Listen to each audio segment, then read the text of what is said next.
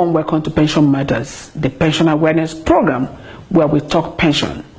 My name is Princess Rabi Ibrahim, and I thank you for joining us.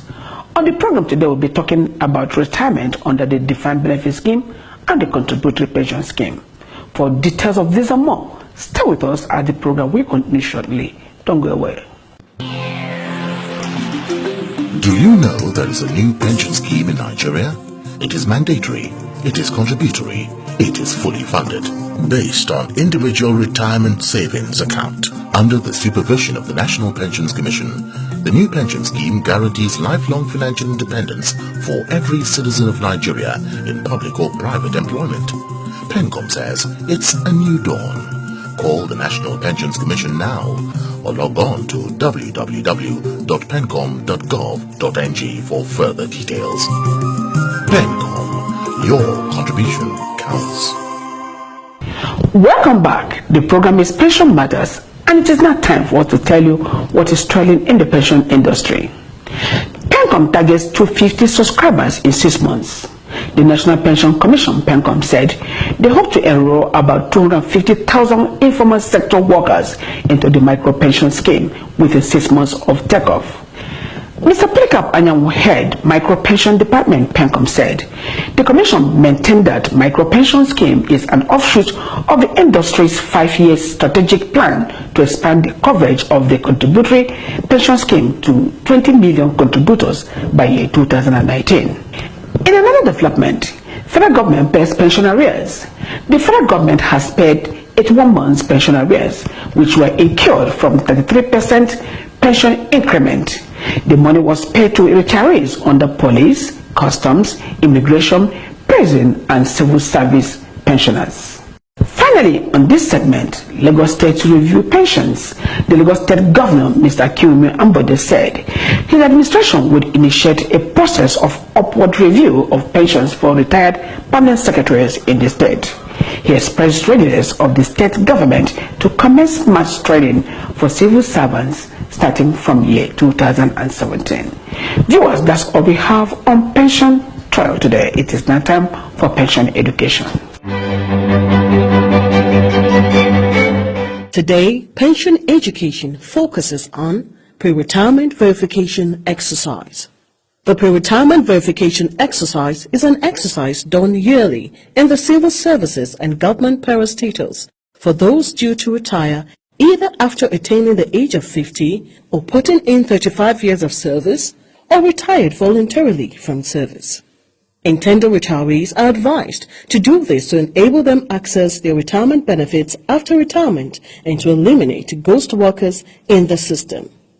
The exercise is done at designated zones and centers of which intended retirees are expected to come along with all necessary documents, including the originals and photocopies of the following documents: letter or gazette of first appointment, letter or gazette of confirmation of appointment, letter or gazette of last promotion, notice of retirement approved by a competent authority, computation sheet for state pensioners with federal shares and still rolling mills pensioners only.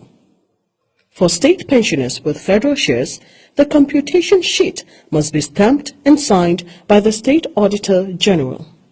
Certificate or sworn affidavit of age for dual pensioners only. Evidence of payment of gratuity. Severance pay slip for disengaged retirees only.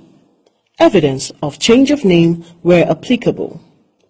Letter of appointment as a head of service of the Federation or Federal Permanent Secretary, either from the Secretary to the Government of the Federation or the head of the Civil Service of the Federation for retired permanent secretaries and head of service of the Federation only.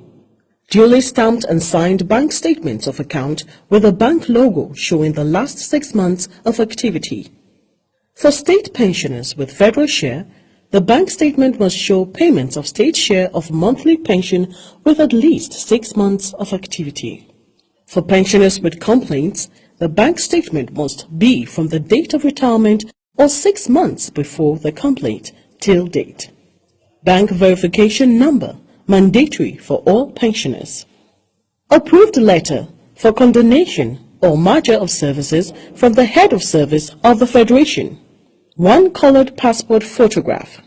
For the next of kin of deceased pensioners, the following documents are essential: death certificate of the deceased from a government-recognized hospital, letter of administration, joint application letter by the next of kin as listed on the record of service, marriage certificate for spouses, duly signed and stamped joint bank account statement of the next of kins with bank logo, one colored passport photograph for each next of kin.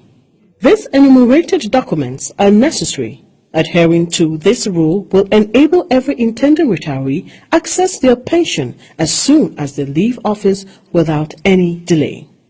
This is all we have for you on pension education today. Thanks for watching. That's our pension education today on the pre-retirement verification exercise. An exercise every intended retiree must go through to enable you access money from your retirement savings account without hitches. If you're just joining us, the program is Pension Matters, and it is now time for our Up Close segment. But before the Up Close segment today, we're going to bring you analysis on retirement under the Contributory Pension Scheme and the Defined Benefit Scheme. Enjoy it. Before the enactment of the Pension Reform Act 2004, which establishes a contributory pension scheme for all employees in Nigeria, the country had operated a defined benefit pension scheme which was largely unfunded and non-contributory. The scheme led to massive accumulation of pension debt and became unsustainable, largely due to a lack of adequate and timely budgetary provisions, as well as increases in salaries and pensions. The administration of the scheme was very weak, inefficient, less transparent and cumbersome, leading to bureaucracy and highly liable to corrupt practices. Due to lack of reliable records of pensioners, huge amount of resources on what became yearly verification exercises were expended, which did not result into the timely and efficient payment of pension. In the private sector, on the other hand, many employees were not covered by the pension schemes put in place by their employers, and many of these schemes were not funded. Besides, where the schemes were funded, the management of the pension funds was full of malpractices between the fund managers and the trustees of the pension funds. Those who retired under the defined benefit scheme had much to complain about its inefficiency. In 2002, pensions were being paid from Abuja Federal. I thought federal state. We were being paid all the way from Abuja to my local government area. It continued until 2002. We received the federal pension February 2002. Do you know that till today, that federal share of pension which we suffered for during our youth, because we thought more years in the federal, when federal government was in charge, when they relegated the responsibility to the state government. If I tell you my pension now, you will laugh, because my bulk of pension, I'm using myself as an example, not to talk of somebody who taught me in standard 6. My bulk of pension is more in the federal, not myself alone, all others like that. Here, right from 2002, nothing was coming from the federal till today. If it was coming at all, we have not seen a kobo. I am on 3,000 something naira, 3,221 naira, 29 kobo. My monthly pension. As I speak with you, your state, which is my state, is owing pensioners up to 6 months. That is state pensioners. For pensioners who are retired primary school teachers, they are being owed between 35 to 46 months of pension. They have not been paid gratuity since 2008. In Osun State is also equally worse, because as I speak with you, Osun State has been paying half salary, half pension the last 2 years, and the half pension has even stopped since July this year. No gratuity to those that retired, particularly retired primary school teachers and others. The law says that every five years there should be pension increase along with serving officers. Either of them that comes first.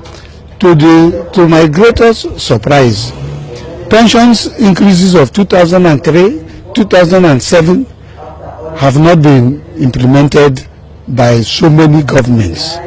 Part of bottlenecks mentioned by some retirees under the Defined Benefit Scheme gave way to the establishment of the Pension Reform Act 2004 and later amended in 2014.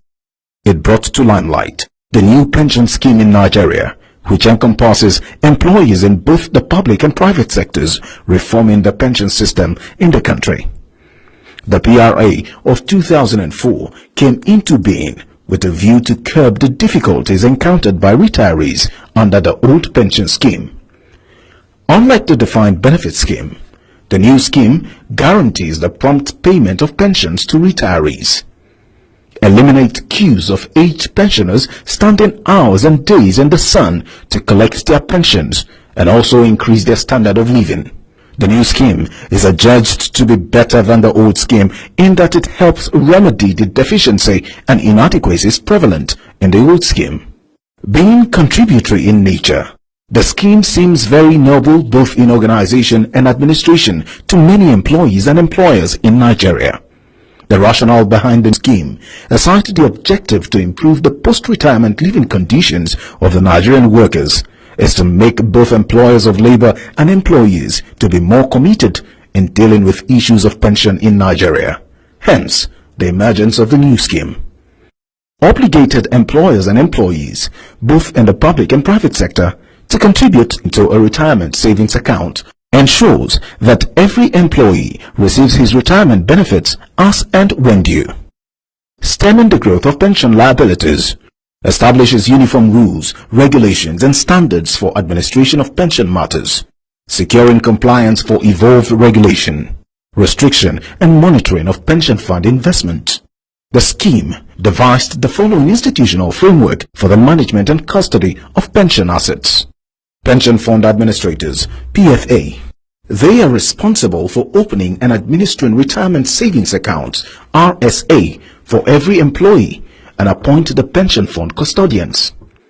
They also invest pension fund assets and administer retirement benefits. Pension fund custodians, PFC, receive the total contributions and hold them in trust for the employees. This is to ensure the safe custody of pension funds, as neither the PFAs nor PFCs can misappropriate the fund without detection under the present state of affairs. National Pension Commission, PENCOM. This is the apex body set up to regulate and supervise pension schemes. Retirees under the contributory pension scheme sing a happy song while still believing that it can get better. So currently we are operating contributory system, but actually it's quite different from the PENCOM.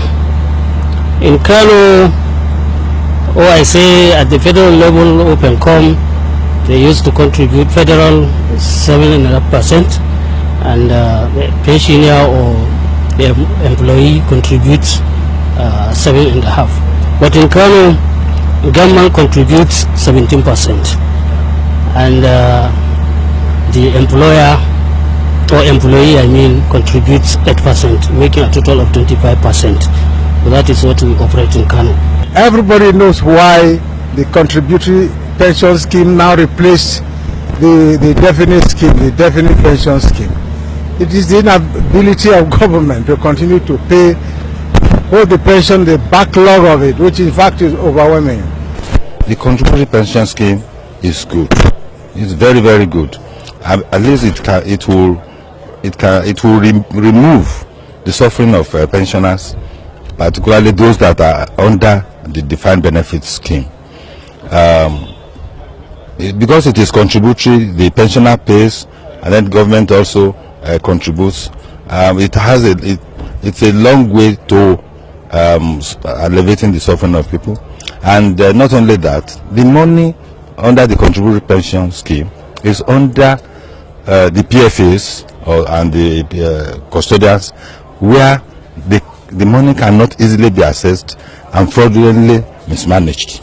To boost the effectiveness of the contributory pension scheme, the Commission has taken steps by intensifying public education and enlightenment, effective collaboration between all stakeholders, that is, PFCs, PFAs, PENCOM, employee and employers, developing comprehensive accounting standard for retirement benefits, prosecuting defaulters and enforcing penalties stipulated in the PRA 2014.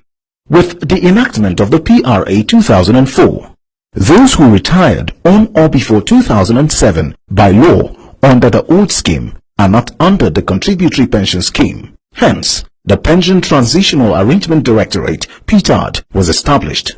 This is responsible for retirees who retired on or before the year 2007 under the Defined Benefit Scheme, DBS, and to address the numerous pensioners' complaints that bother on issues such as non-payment of monthly pension, short payment of pension and gratuity, removal of name on pension payment voucher, non-payment of harmonized pension arrears, irregular payment of federal pensions, and non-receipt of pension after retirement, and so on.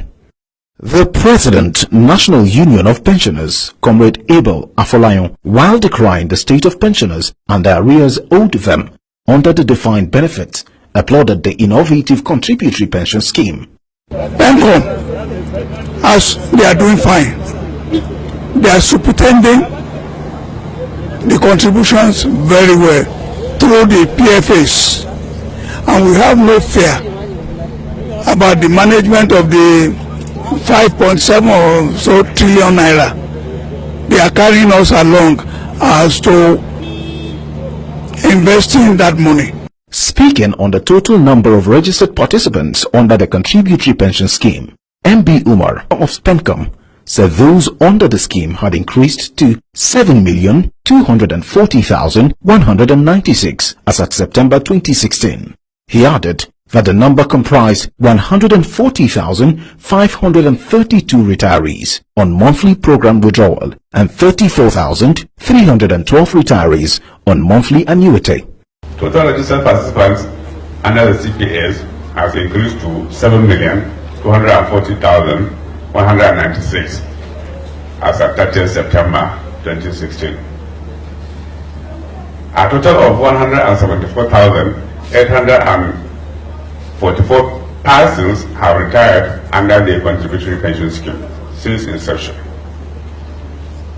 The number comprised of 140,572 retirees on monthly program withdrawals and 34,312 retirees on monthly annuity payment. Mr. Umar elaborated on the establishment of the contributory pension scheme and how the Commission intends to bring in the informal sector through the micro-pension. Now, in order to enhance the achievements of the contributory pension scheme, the Commission has also established the micro-pension department with the objective of increased pension coverage by promoting participation in the informal sector. Indeed, the pension system in the country has come a long way, and with the contributory pension scheme, it has not only created a better pension administration, but created a better life for pensioners and retirees alike. The program is Pension Matters, and joining me in our up-close segment today is Mr. Ahmed Ghazali. Mr. Ahmed Ghazali is the Assistant General Secretary of the Nigerian Union of Pensioners. Mr. Ahmed, welcome to the program. Thank you, Princess. Nice to have you. Thank you. Today we are discussing transition from the defined benefit scheme to the contributory pension scheme. And you will play a very important role because AUP, you have members that have retired under the defined benefit scheme, and you still have members who have retired under the contributory pension scheme. So how do you see the both sides of the pension scheme? Yeah, thank you. The old pension scheme, which we call as the defined benefit, has in the last 20 to 25 years facing series of challenges, particularly about lack of funding. The federal, state and parastatals couldn't be able to pay pensions and gratuities as at when due as a result of lack of funding As a result of that, majority of our members under the old scheme are languishing in abject poverty as a result of non-payment of their pensions and gratuities. But in the recent development, we have welcomed the idea of the contributory pension, which is self-funding pension scheme. It has brought some sanity, it has brought some stability into the pension industry in the last 10 years. From what you just said now, the contributory pension scheme is making life easier for the pensioners. Is it what you're trying to say? Oh, indeed, indeed. In what area? As a retiree under the contributory pension, is that the only language a retiree understands is that what does he have at the end of his services. What he needed is money in his pocket. As soon as he retires, approaching his pay phase, within 20 or 30 days, he goes home with his pay based on what has been calculated either under annuity or under program withdrawals. I think with this development, things are getting better, and there is hope to the larger pensioners who are coming to join the contributory pension. But the pensioners under the state government were not being able to key into the program, and then payment of pension is giving us a little bit difficulties in the state chapters or in the state government. Don't you think that the difficulties people in the state are facing when it comes to assessing their retirement benefits is because they are still under the defined benefit scheme, because they've not joined the contributory pension scheme? Yes, you see, I think we need to do the right thing at the right time. This act is a creation of National Assembly, and it is binding on every Nigerian. And to be in the same page with the federal government, I think there is every need for the state governments to key in to the contributory pension so that we can be able to fund the pension industry in the states. Because the states can no longer accommodate, the states can no longer be able to pay pensions anymore. But if they key into the contributory pension, I think it can fund itself on its own. I'm calling on all Nigerians to also look into this aspect of the pension industry to key in so that pension can be manageable in future. Now, you have members that have retired under the contributory pension scheme, and you have members, the existing members of your union that retired under the defined benefit scheme. What effort have you made to make sure that you put them together? Well, we are on the process of organizing the pensioners under the contributory pension. They are not yet organized. They were scattered. They are neither here nor there. But effort is ongoing to bring them under our own fold, organize them, and tell them it is a must, it is a mandatory to be a union member. Viewers, you've heard it all from Mr. Ahmed Ghazali, the Assistant General Secretary of the Nigerian Union of Pensioners, NUP. He's been able to tell us the feelings of their members that retired under the defined benefit scheme and those that retired under the contributory pension scheme. He also made a clear call to state governors and the state government to make sure they implement speedily the contributory pension scheme. Mr. Ahmed. Thank you, it's my pleasure. Thanks for coming to the program. Thank you. Thank you. On that note, viewers, we come to the end of our program for today. That's our package of pension matters for this week. Thanks for being part of it, and we do hope you join us next week for another exciting episode of the program. Until then, I remain yours, Princess Fabi Ibrahim, and I say enjoy your weekend.